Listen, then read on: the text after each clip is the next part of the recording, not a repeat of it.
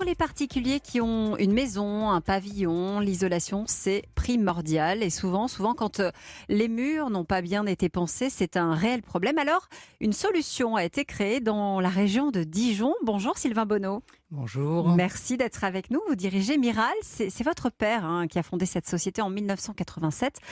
Vous isolez uniquement, si j'ai tout bien compris, par l'extérieur, c'est-à-dire par la façade. Tout à fait. On va isoler par l'extérieur. Donc, on a commencé il y a 30 ans en tant que simple artisan. On s'est développé et puis on a trouvé des solutions qu'on a brevetées et que l'on fabrique aujourd'hui. Donc, on est fabricant d'une solution un petit peu particulière. Alors, c'est de l'isolation par l'extérieur, mais plus précisément, c'est une vêture. Alors la vêture, c'est une couverture avec laquelle on va habiller les murs.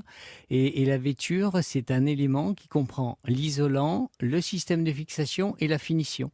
Alors que ce soit bois, crépi ou moderne en lisse, c'est un tout en un. C'est donc un élément qui est prêt à être posé sur le mur. Donc on va essayer rapide, d'imager, j'ai mes parpaings qui montent, là, mon mur qui monte, et je viens mettre la couverture par-dessus. Voilà, je choisis, l'extérieur de la couverture ou pas? Tout à fait. Oui. Alors c'est sous forme de panneau, et le panneau comprend tous les éléments, fixation, isolant et l'aspect. Et on va positionner ce panneau-là comme un parquet sur un sol. Et bien on va le positionner. C'est fabriqué sur mesure à la dimension de la maison, à la hauteur de la maison.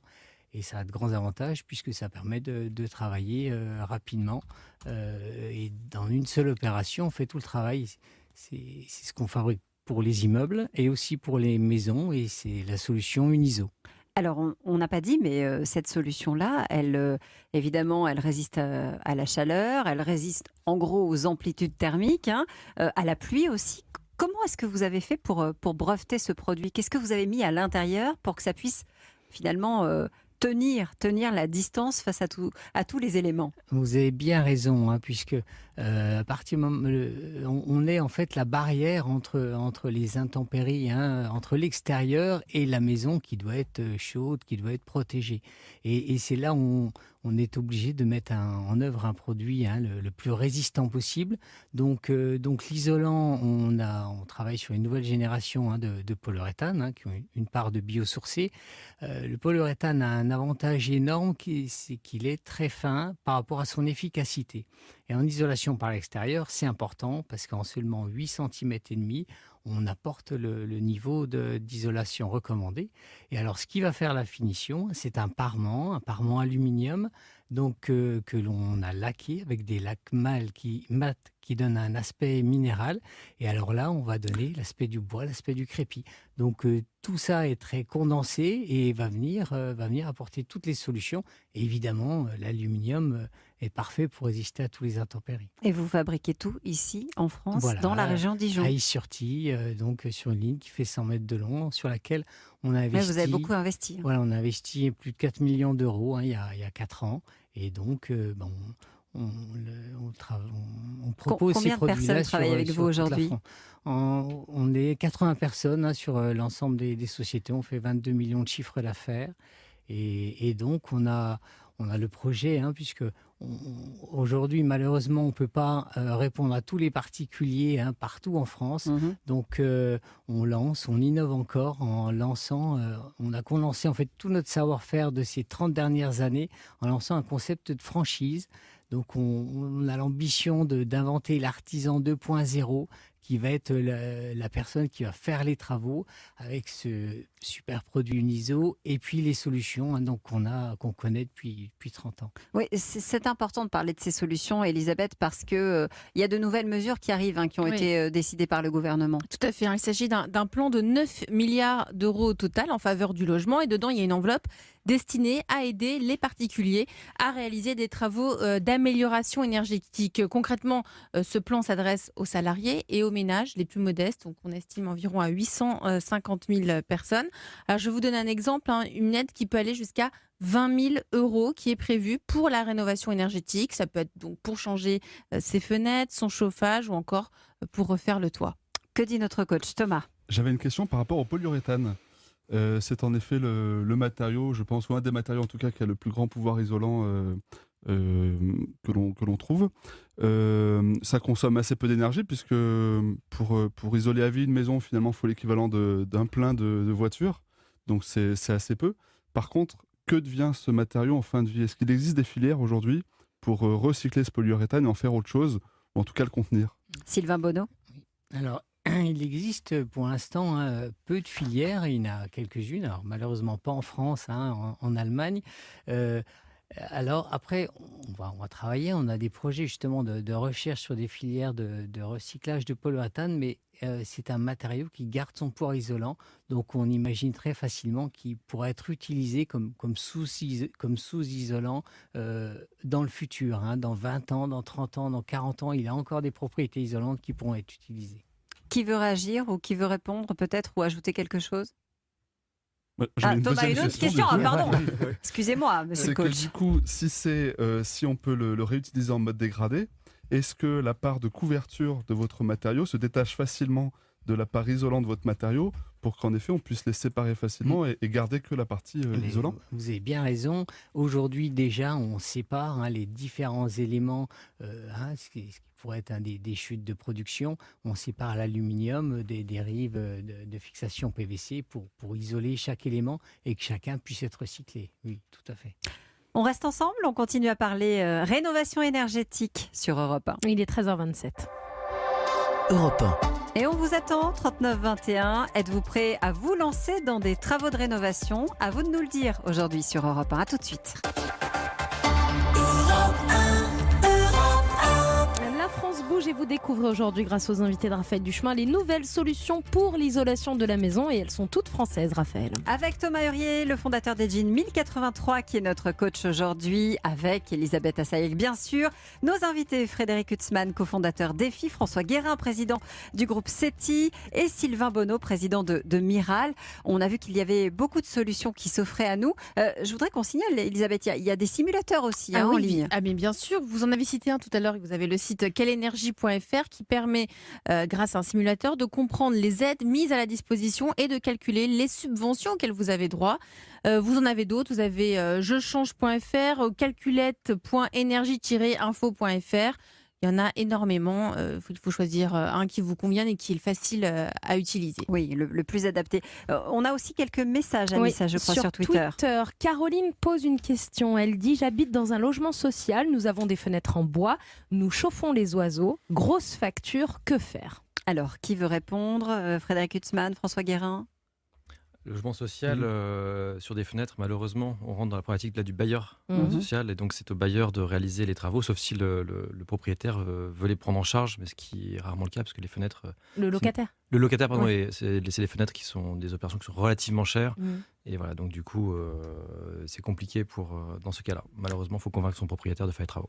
Alors, il y a Gérard qui est à Caen, dans le Calvados, et qui nous dit: j'habite dans un petit immeuble de 6 propriétaires. Des travaux ont été votés par la copropriété. Je suis considérée comme modeste en fonction de mes revenus et les travaux vont être chers, 35 000 € à ma charge. Que puis-je faire? Quel recours? Je suis propriétaire habitant, contrairement aux autres propriétaires. Qui a la solution pour aider Gérard? Alors aujourd'hui, Sylvain Bonneau? il y a des dispositifs d'aide qui n'ont jamais existé jusque-là. Alors sans condition de ressources, on peut avoir les certificats d'économie d'énergie. Et là, s'il y a une précarité, il y a 2 niveaux, mais en précarité simple, il y a des aides complémentaires. L'ANA, avec des programmes sérénité, des programmes agilité. Aujourd'hui, il y a des opérations, nous on constate, qui sont prises en charge à 80% dans certains cas. Donc ça peut être absolument énorme et ça n'a jamais existé jusque-là. Même chose chez Victoria, qui est à Perros-Guirec, dans les Côtes-d'Armor, et qui nous dit: est-ce que tout cela est aussi valable pour les immeubles collectifs? Je pense que la réponse est oui, bien sûr. François Guérin? Pour les immeubles collectifs, la question c'est quoi exactement? Est-ce que c'est valable? Toutes la les aides rénovation dont... Oui, toutes les aides évidemment, tout ce dont nous venons de Oui, parler ensemble. chaque cas est un cas particulier et en fonction de ses niveaux de revenus, son statut propriétaire ou locataire. Après, il y a des aides spécifiques qui peuvent être fléchées suivant son profil. Donc, il n'y a pas un cas, je dirais, où on est complètement hors de toute aide. Voilà, c'est à étudier. Il y a des aides qui sont plus importantes, évidemment, quand les revenus sont modestes. Il y a des aides aussi, malgré tout, quand on veut faire de la rénovation énergétique, parce que c'est bon pour la planète. Et là aussi, même si on est propriétaire, il peut y avoir un petit coup de pouce financier. Oui, alors il y a deux grandes aides qu'il faut avoir en tête quand on n'est pas dans la catégorie modeste. La première, c'est le crédit d'impôt, transition énergétique, à peu près 30% de l'enveloppe de travaux qui est remboursée en crédit d'impôt. C'est aussi quelque chose qui est valable, on ne le dit pas assez, pour les ménages modestes qui reçoivent à ce moment-là un chèque. Voilà, ce n'est pas un crédit d'impôt, c'est un chèque qu'ils vont recevoir. La deuxième aide qui est accessible à tous, c'est les certificats d'économie d'énergie dont vous parliez. Donc, la valeur est supérieure quand on a un ménage modeste en termes de prime que ce qu'elle est pour un ménage qui est solvable, mais c'est une aide qui est accessible à tous et qui peut représenter plusieurs milliers d'euros pour un chantier. On va où justement pour savoir, pour être au courant de toutes ces aides ? Le mieux aujourd'hui, c'est Internet, pour faire des simulations, parce que ça dépend de vos revenus, du nombre de personnes dans votre ménage, de là où vous habitez. Et donc sur des sites comme quelleenergie.fr que vous mentionniez. Où on sollicite l'ADEME. Voilà, ou alors vous sollicitez l'ADEME ou un point info espace énergie si vous souhaitez vous déplacer, mais de manière à faire des simulations et à avoir des réponses à votre situation. Vous êtes tous depuis longtemps installés sur ce sujet de la transition énergétique, de la rénovation, de l'isolation. Est-ce que vous sentez qu'aujourd'hui, depuis quelques années, en tout cas depuis le Grenelle de l'environnement, les choses ont véritablement commencé à bouger, François Guérin ? Alors, on sent qu'en ce moment, il y a une forte émulation entre tous les acteurs et je pense qu'on a passé le cap un peu de l'anarchie, où il y avait plein d'initiatives, souvent aussi pas très sérieuses. Moi, je prends l'exemple du métier qu'on connaît bien, du photovoltaïque, où il y a eu beaucoup d'acteurs qui ont vendu et posé des choses un peu n'importe comment, avec des promesses intenables. Et je pense qu'aujourd'hui, il faut reprendre la main pour avoir une démarche plus responsable sur ce marché-là. Et on sent beaucoup d'initiatives dans ce sens-là. C'est un peu le sens aussi de ce qu'on fait avec Couve, c'est-à-dire d'aller jusqu'au bout. Nous sommes des industriels, mais allons jusqu'au bout de la démarche et on va s'occuper de former les professionnels qui vont poser ces produits-là. On crée un centre de formation et on va aussi s'assurer que c'est bien fait, que la promesse, en tout cas, est tenue. Voilà, donc je pense qu'en ce moment, on passe ce niveau de maturité vers quelque chose de plus responsable, plus sérieux. Et on a évidemment des certifications aussi chez vous. Justement, vous allez voir les artisans et vous dites c'est bon, vous pouvez y aller, celui-ci c'est sûr, on travaille avec. Voilà, nous, on vérifie la qualification des entreprises, parce qu'il y a des conditions à réaliser, c'est un peu compliqué pour les particuliers, donc on vérifie tout en amont, de sorte que quand un particulier reçoit une entreprise, nous on se soit assuré du fait qu'elle pouvait bénéficier des aides, qu'elle avait les assurances et tout ce qui allait bien pour réaliser ces chantiers. Une dernière question pour vous, Sylvain Bonneau, chez Lotfi, qui nous a appelé au 3921 et qui me dit vous n'avez pas donné le coût au mètre carré de l'isolant proposé. Alors, le coût au mètre carré, forcément, on s'adapte à l'habitat. Alors après, on peut avoir une fourchette peut-être. Il y a des solutions où on a des solutions en kit, donc en autoconstruction, qui peuvent être intéressantes. Donc on est nous sur des solutions qui vont varier de 100 à 200 euros du mètre carré. Donc voilà, c'est à peu près l'échelle de prix dans laquelle on se situe.